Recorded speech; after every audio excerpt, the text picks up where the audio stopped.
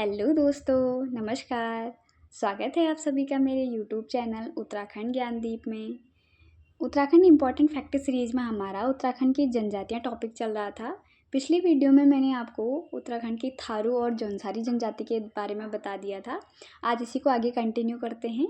आज भोटिया, बोक्सा और राजी जनजाति के बारे में हम पढ़ेंगे। चलिए शुरू करते हैं आज की क्लास। जानते हैं भोटिया जनजाति के बारे में। भोटिया जनजाति जो है ये किरात वंशीय अर्धघुमंतु जनजाति है। इनको किरात वंशीय माना जाता है। जो हमारी पुरा प्रजातियाँ थी उत्तराखंड की, उनके वंशज इनको माना जाता है और इनको अर्धघुमंतु भी कहा जाता है।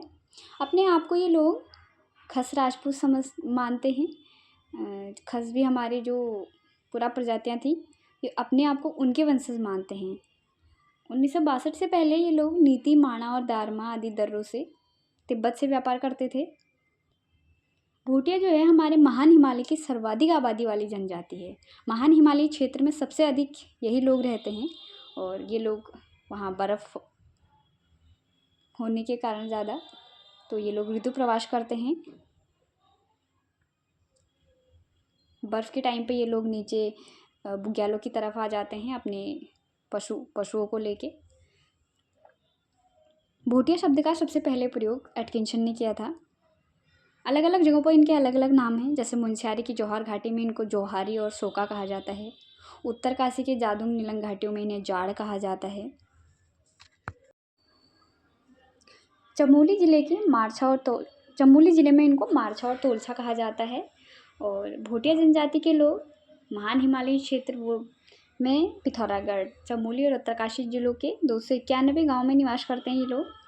चमोली के माणा, मल्लारी और टोला गांव में और उत्तरकाशी के जादुंग, नीलंग और अंगर गांव में। पिथौरागढ़ के तेड़ांग, जोलिंग, कोंगकुटी गांव में इनका निवास है। और जो ब्रिटिश कमिश्नर ट्रेल थे उनने भोटियों को तिब्बत का बताया। उनने ये कहा कि ये तिब्बत से आए हुए लोग हैं। भोटिया लोगों की कुछ खास विशेषताएं हैं जिससे इनको एक पहचान मिलती है। माना जाता है कि ये लोग तिब्बती और मंगोलियन जाति का मिश्रित रूप है। इनका सिर बड़ा, कद छोटा, नाक चपटी, चेहरा गोल, शरीर में बालों की कमी व आंखें छोटी होती हैं। ये इनकी पहचान है। ये एक ऋतु प्रवास वाली जनजाति है क्योंकि महान हिमालय क्षेत्र में रहती है तो वो क्षेत्र ज़्यादातर बर्फीला रहता है। तो ये लोग वहाँ से ऋतु प्रवास यानी कि जाड़ों के बर्फ़ के दिनों में नीचे आ जाते हैं बुग्यालों की तरफ और गर्मी में फिर वापस अपने निवास स्थान में चले जाते हैं। तो इनके ग्रीष्मकालीन आवास को ये लोग मैत कहते हैं और शीतकाल में ये लोग जैसे बुग्यालों की तरफ निकल जाते हैं तो उसे ये लोग मुनसा या गुंडा कहते हैं। और ये लोग शराब को भोटिया जनजाति छंग कहते हैं। भोटिया जनजाति का मुख्य पेय पदार्थ ज्या है। इसे ये लोग वृक्ष की छाल, दूध, मक्खन, नमक आदि से बनाते हैं।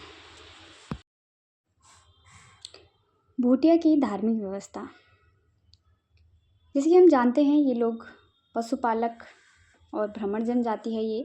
तो ये लोग पशुओं की रक्षा के लिए ज़्यादातर देवी देवताओं की पूजा करते हैं।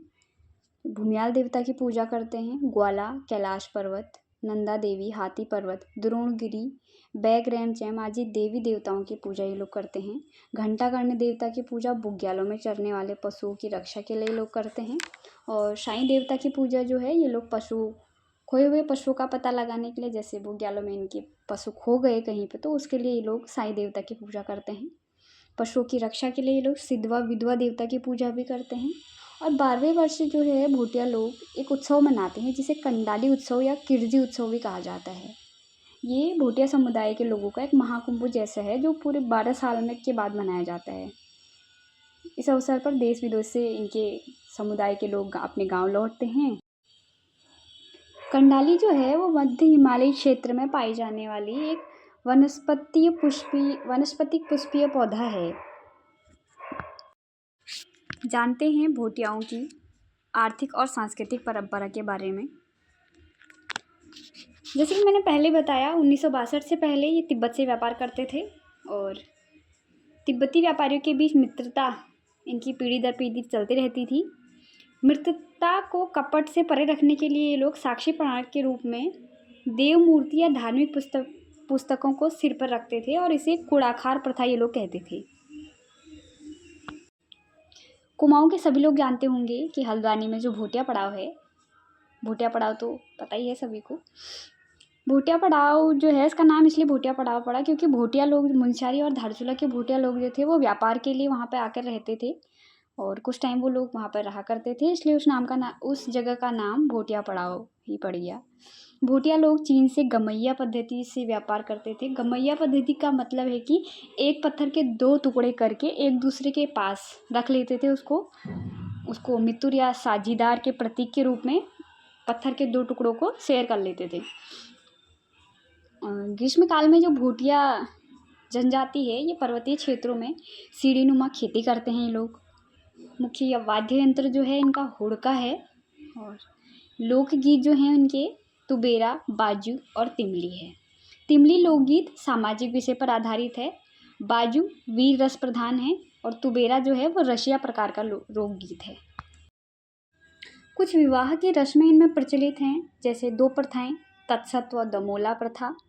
और दमोला विवाह प्रथा में बाराती वर के नाम पर दुल्हन को ले आते हैं और इनमें अंचल विवाह, सरोल विवाह, जो जौहर घाटी में जो भोटिया रहते हैं उनमें ये विवाह प्रचलित है। सगाई की रस्म को ये लोग थौची कहते हैं। भोटियों में युवा ग्रह या रंगभंग प्रथा का प्रचलन भी रहा है। रंगभंग प्रथा में ऐसा होता था कि गांव के बाहर अलग से घर बनाया जाता था, वहां अविवाहित युवक और युवतियां रात में शामिल होते थे। ये अपने सगे संबंधियों को श्वरा कहते हैं।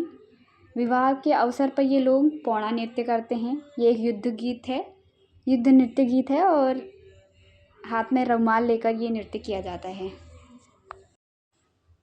इनके आभूषण और वस्त्रों के बारे में जानते हैं। घुटने तक पहने जाने वाले कोट या परिधान को ये लोग रंगा कहते हैं और ऊनी पजामे को गैजू या खगचसी कहा जाता है। भोटिया लोग ऊन से बने जूते को बाखें कहते हैं। आभूषणों के लिए ये लोग साली पुली शब्द का प्रयोग करते हैं। भोटिया लोग चांदी से बने सिक्कों की माला को बलडंग कहते हैं, जिसको उसको गले में पहनते हैं।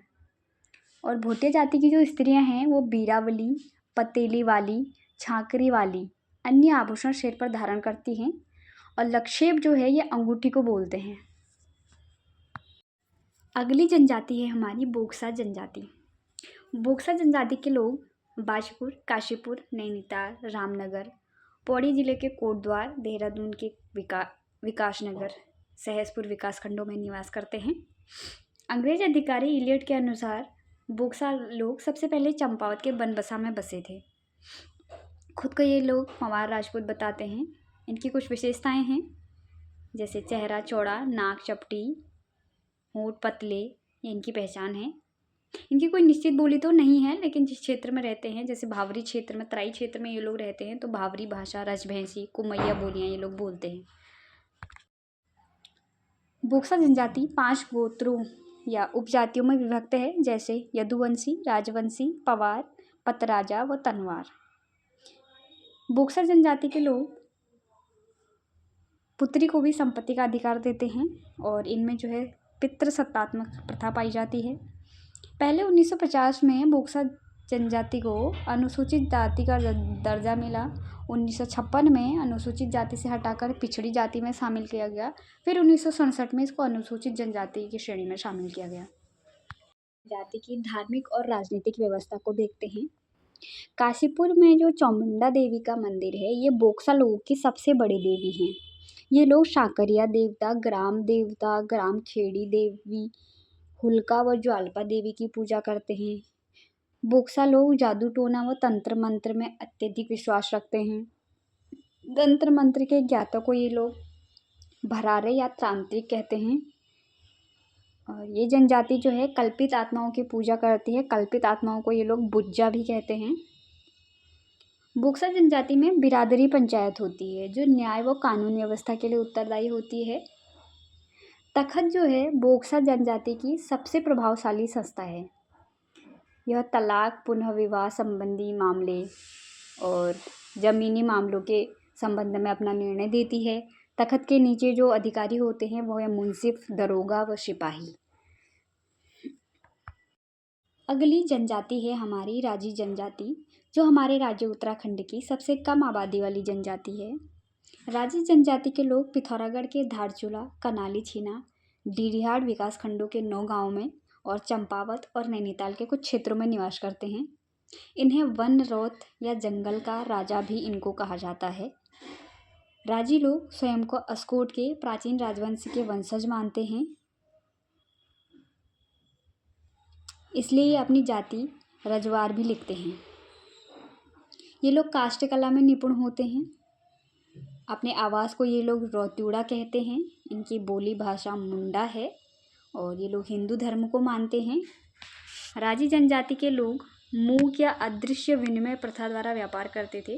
मूक या अदृश्य विनिमय प्रथा ये थी कि इस विधि में ऐसा होता था कि उन्हें जिस चीज़ की ज़रूरत होगी, यानी कि राजी लोगों को जिस चीज़ की ज़रूरत होती थी उसका एक छोटा सा टुकड़ा ये अपने द्वारा बनाए गए वस्तु या लकड़ी के गट्ठर में चिपका कर रात के टाइम पे आसपास के गांव में जाकर लोगों के घरों के बाहर रख देते थे और अगले दिन उस सामग्री को लेकर उसी स्थान पर उनकी आवश्यकता की सामग्री रख देते थे। अपना बनाया हुआ कुछ सामान वहाँ पर रख देंगे। तो इस तरह ये मूक विनिमय प्रथा द्वारा व्यापार करते थे अपना। इनकी कुछ विशेषताएं जान लेते हैं। राजी जनजाति में पलायन विवाह का प्रचलन था और विवाह से पूर्व ये लोग सांग जांगी व पिठा संस्कार प्रथा को पूरी करते हैं और इनमें वधु मूल्य प्रथा का भी प्रचलन है अभी भी। राजी जनजाति में विवाह विच्छेद यानी तलाक के लिए स्त्री व पुरुष को समान अधिकार प्राप्त हैं। इस जनजाति में स्त्री को पर्दे में रखा जाता है और रसोई में किसी दूसरे व्यक्ति को जाने की अनुमति नहीं है। राजी जनजाति में विवाह 2 परिवारों के बीच एक समझौता माना जाता है। राजी जनजाति की धार्मिक व्यवस्था।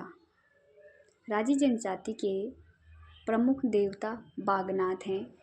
राजी जनजाति के लोग गणनाथ, मल्लनाथ, मल्लिकार्जुन, छुरमुल व सैम देवी देवताओं की पूजा करते हैं। ये लोग प्रमुख त्यौहार में इनके कर्क और मकर संक्रांति हैं, जिस दिन ये पकवान बनाते हैं और खूब मनोरंजन करते हैं। इनके फेमस त्यौहार हैं कर्क और मकर संक्रांति। राजी लोग रिंग डांस भी करते हैं, जो हमारे थड़िया नृत्य के समान है।